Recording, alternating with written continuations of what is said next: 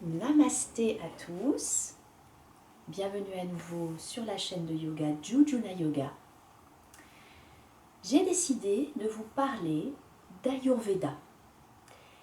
L'Ayurveda, c'est la médecine traditionnelle indienne.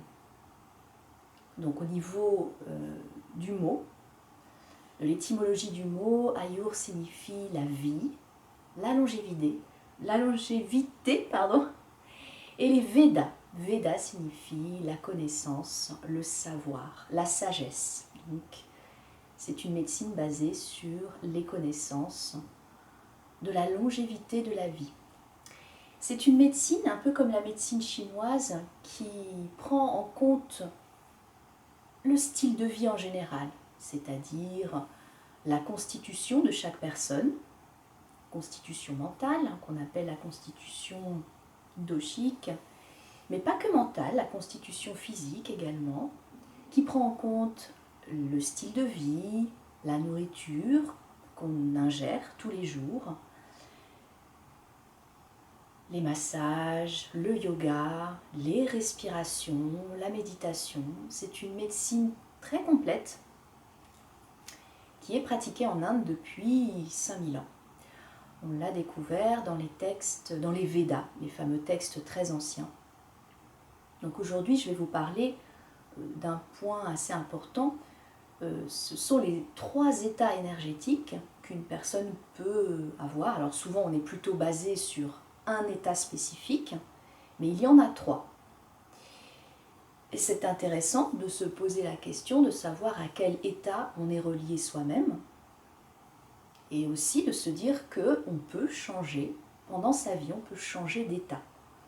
Donc quels sont ces 3 états? Le premier état est l'état qu'on va appeler Rajas. Donc Rajas, c'est le mouvement physique. Quelqu'un par exemple qui ne tient pas en place, qui est toujours en voyage, toujours dans l'action, toujours dans la projection, dans le futur. Mais également le mouvement plutôt mental, avoir un mental assez agité, qui procure beaucoup d'émotions, peut-être beaucoup de haut, de bas. Donc ça, ce sont des personnes rajastiques. Elles vont être, ce sont des personnes très dynamiques, proactives, qui peuvent être assez ambitieuses, assez fières, qui ont beaucoup de projets, qui ont du mal à se relaxer, à se reposer. Ce sont souvent ces personnes-là qu'on va retrouver dans les cours de yoga pour avoir un peu de paix intérieure. Et c'est également les personnes qu'on retrouve dans, par exemple, les salles de sport qui passent des heures et des heures à essayer de se dépenser, de relâcher un trop-plein d'énergie. Donc ça, c'est l'énergie Rajas, le mouvement, avec tous ses à côté, toutes ses qualités et ses défauts. Et puis, complètement de l'autre côté de cet arc-en-ciel, on a la personnalité, enfin l'énergie tamas, l'énergie tamasique. Tamas, c'est plutôt l'inertie, des personnes qui ont du mal à projeter, qui ont du mal à faire des projets, qui sont très ancrées dans la terre, très lourdes. On en connaît tous. Souvent, ça peut être des personnalités un peu dépressives,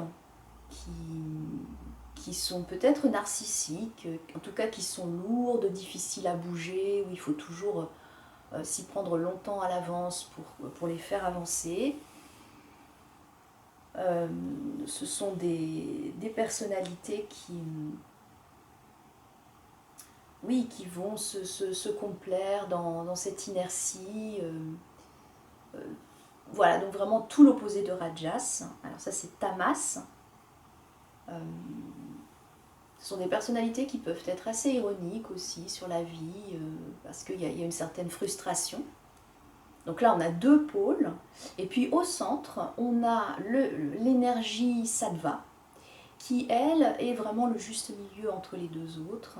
Sattva, c'est l'équilibre. Donc des personnes actives, mais qui savent aussi prendre des moments pour elles. pour se relaxer. Ce sont des personnes qui concilient vraiment les deux pôles parfaitement. Elles sont conscientes d'elles-mêmes, elles sont à la recherche d'une certaine vérité d'elles et du monde également. Ce sont des personnes qui sont spirituelles. Et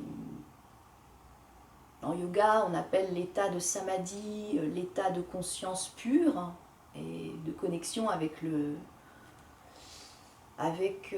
divin. Eh bien, avoir une énergie sattvique, eh bien, c'est la porte d'entrée pour ensuite se diriger vers l'état de samadhi.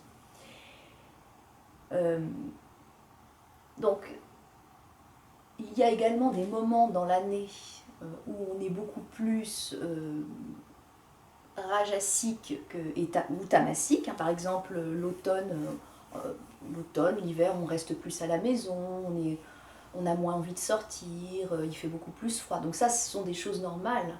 Et l'été, le printemps, l'été, il y a l'énergie qui revient, on a envie de sortir. Donc là, on est plus dans une dynamique rajas. Posez-vous la question de savoir de quelle énergie vous êtes fait.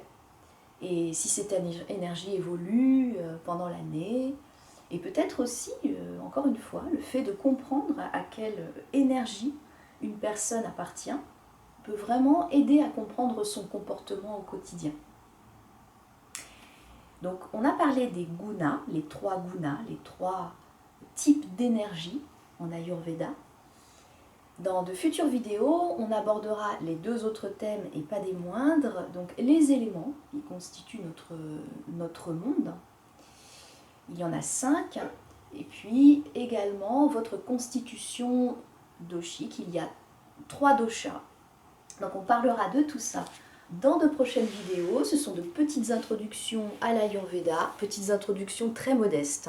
Je ne suis pas philosophe du tout. Mais en tout cas, j'espère que ça vous a un peu aidé à vous situer et à vous questionner. Voilà, je vous dis à très bientôt et faites de belles pratiques de yoga. Ressourcez-vous bien. Prenez soin de vous. Namasté à tous.